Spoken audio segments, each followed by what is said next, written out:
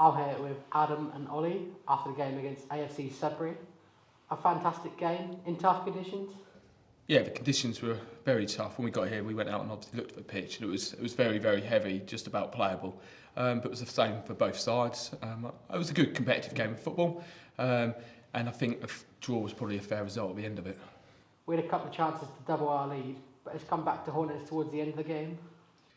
Yeah, unfortunately for us, that's been a bit of a recurring theme this season where we get ourselves in front, have chances to kill the game, don't take them, and aren't able to keep them out the other end. So, yeah, it's something that we've got to try and break that mould really, because we do drop too many points from positions when we're in front. So, I do agree. I think a draw is a fair result, but you know, we've had games this season where we probably should have won and drawn, and I think today was one where we should have drawn and got our noses in front and could have won. So we've got to get better at, you know, getting better at those fine margins really. Obviously, it's nice to see a big crowd of over 200 here again today, just a few days before Christmas. This shows that this club is heading in the right direction. It definitely does, and we've always kind of promised attacking, entertaining football, and I think that continues. Today was a good game. If you come and watch as a neutral, it was a really good game to watch, competitive. But yeah, we need that support. It makes a real difference, and long may it continue. Obviously, this is one of our first proper interviews since you won Manager of the Month for November. Unfortunately, that curse seems to have hit us now, as we haven't yet won since.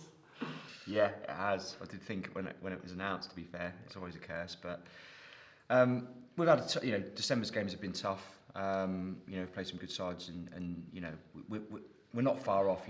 Sudbury are a really good footballing side, have a real kind of unique style about them, different to a lot of other teams in this league who are a bit more robust and direct.